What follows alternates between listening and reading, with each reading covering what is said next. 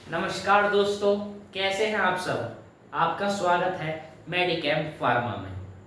और आज जो टॉपिक हम कवर करने वाले हैं उसका नाम है थ्रम्बोसाइटोपिनिया। बिना किसी टाइम को वेस्ट करते हुए आते हैं हम आज के लेक्चर पे। क्या है थ्रम्बोसाइटोपिनिया? तो आते हैं इसकी डेफिनेशन पे। Thrombocytopenia is a medical condition in which the platelet count in the blood is fall below the normal range. Thrombocytopenia में क्या होता है, जो हमारे ब्लड में प्लेटलेट्स है उनका जो काउंट होता है वो नॉर्मल जो रेंज होती है उसकी उससे नीचे हो जाता है या कम हो जाता है।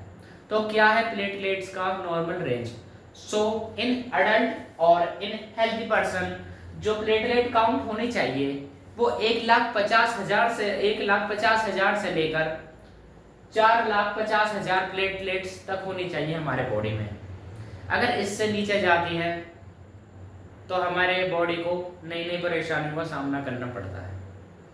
ठीक है, जैसे कि बीमारियां उत्पन्न होना, ब्लड का जो क्लॉट है वो कम बनना, या फिर जो ब्लड फ्लो आपका स्क्रैच लगा है या कट लगा है वो देर में क्लॉट बनना, जिससे खून लेट रुकता है, ब्लीडिंग भी होती है।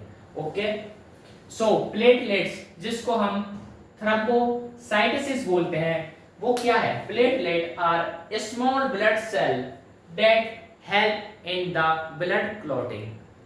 प्लेटलेट एक स्मॉल ब्लड सेल है जो कि हेल्प करता है in the formation of blood clotting.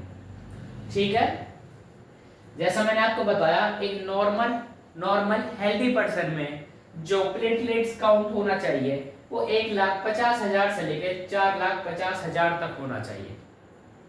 अगर इससे कम जाता है तो दिक्कतें फेस करनी पड़ती है आदमी को। माइल्ड थ्रम्बो, आते हैं इसके टाइप्स पे। तो there are following type of thrombocytopenia, जिसमें सबसे पहला है माइल्ड थ्रम्बोसाइटोपिनिया। तो माइल्ड थ्रम्बोसाइटोपिनिया में क्या होता है, जो प्लेटलेट्स काउंट है वो आपका 1,00,000 से लेके 1,50,000 तक पहुंच जाता है। ये आप कॉमन कंडीशन कह सकते हैं इसको, ये नॉर्मल ट्रीटमेंट से सही हो जाती है। उसके बाद आते हैं हम मॉडरेट थ्रम्बोसाइटोपिनिया। इसमें क्या होता है, जो प्लेटलेट्स काउंट है वो 50,000 से लेके 1,00,000 तक पहुंच जाता है इन दी मॉडरेट थ्रम्बोसाइटोपिनिया। जो नेक्स्ट कंडीशन है वो है सीवियर थ्रम्बोसाइटोपिनिया। ये लाइफ थ्रेटनिंग भी हो सकती है। ठीक है, इसमें जो आपका प्लेटलेट्स काउंट है वो 50,000 से भी नीचे या 50,000 तक या 50,000 से नीचे तक पहुंच जाता है। ये बहुत सीरियस कंडीशन हमारे शरीर के लिए होती है। एट द लास्ट हम देखते हैं critical risk of spontaneous bleeding. Critical condition में जब स्पॉन्टेनियस लगातार ब्लीडिंग होती है हमारे शरीर में, तो उससे जो प्लेटलेट्स होती है वो 20,000 से भी नीचे चली जाती है। इसमें आदमी को या फिर व्यक्ति को जान का खतरा भी रहता है। ठीक है दोस्तों, आते हैं हम थ्रम्बोसाइटोपिनिया के कॉजेस पे कि किस कारण से थ्रम्बोसाइटोपिनिया हमारी बॉडी में जन्म लेता है। तो decreased production of the platelets, platelets का जो प्रोडक्शन है उसमें गिरावट होना वो भी थ्रम्बोसाइटोपिनिया को उत्पन्न करता है। Increased destruction of platelets, platelets का डिस्ट्रक्शन ज्यादा होना या फिर उनके मात्रा में जो डिस्ट्रक्शन है उसकी मात्रा में बढ़ोतरी होना। Viral infection also cause the thrombocytopenia, और वायरल इन्फेक्शन प्लेटलेट्स को बहुत डाउन कर देता है। ठीक है, nutrition deficiency is also very important parameter which cause the thrombocytopenia. Diagnosis देखते हैं हम कि किस तरीके से हम थ्रम्बोसाइटोपिनिया है उसका डायग्नोसिस कर सकते हैं, उसकी जांच कर सकते हैं। तो सबसे पहले आता है सीबीसी, कंप्लीट ब्लड काउंट। तो सीबीसी में हमें पता पड़ता है, CBC shows the low platelets count. CBC में पता पड़ता है कि हमारे जो ब्लड में कितनी प्लेटलेट्स हैं, उनकी मात्रा कितनी है। अगला ब्लड सीमर। तो ब्लड सीमर में हमको पता पड़ता है blood smear is used to check the morphological characteristic of the platelets and another abnormalities. Smear से हमें जो हमारी प्लेटलेट्स है उसका मॉर्फोलॉजिकल कैरेक्टर पता पड़ता है कि प्लेटलेट्स में क्या दिक्कत है क्या नहीं है, किस प्रकार से क्या हमारी प्लेटलेट्स स्वस्थ है या नहीं, ठीक है। और अदर एबनॉर्मलिटी, अगर प्लेटलेट्स में कुछ अलग एबनॉर्मलिटी है, ठीक है, अदर देन नॉर्मल कंडीशन, ठीक है।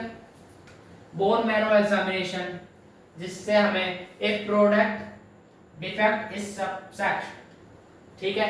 एलएफटी एंड केएफटी, इससे भी हमें थ्रोम्बोसाइटोपेनिया का डायग्नोस हो जाता है, ठीक है। LFT liver functioning test, KFT kidney functioning test. अगला आते हैं हम immunological test for auto immune cases, okay. Viral marker, इससे हमें हमारे बॉडी में पता पड़ेगा कि हमारे बॉडी में कोई वायरल इन्फेक्शन तो नहीं है, लाइक डेंगू, एचआईवी, हेपेटाइटिस या फिर कोई अन्य बीमारी, ठीक है। कॉम्प्लिकेशन देखते हैं इसके। तो कॉम्प्लिकेशन में सीवियर ब्लीडिंग, ज्यादा ही ब्लीडिंग हो जाना, anaemia due to blood loss के कारण खून की कमी हो जाना, increase risk of mortality if not treated, और भी ज्यादा दिक्कतों का सामना करना पड़ सकता है अगर ये दिक्कतें भी सही नहीं हुई, ठीक है। प्रिवेंशन, क्या बचाव कर सकते हैं? सबसे पहला अल्कोहल, अवॉइड अल्कोहल, ठीक है। वैक्सीनेशन करवाइए जो कि आपको बचाएगी वायरल इन्फेक्शन से, ठीक है। अवॉइड अननेसेसरी ड्रग, जैसे कि avoid unnecessary drug that reduce platelets, किसी भी अन्य दवाई के उपयोग से बचें जो प्लेटलेट्स को कम करती हैं, जैसे एस्पिरिन जो कि हमारे ब्लड को पतला करती है, एंड नेसेट्स जो पेन किलर होते हैं। रेगुलर मॉनिटरिंग कीजिए इन हाई रिस्क पेशेंट की, ठीक है। धन्यवाद।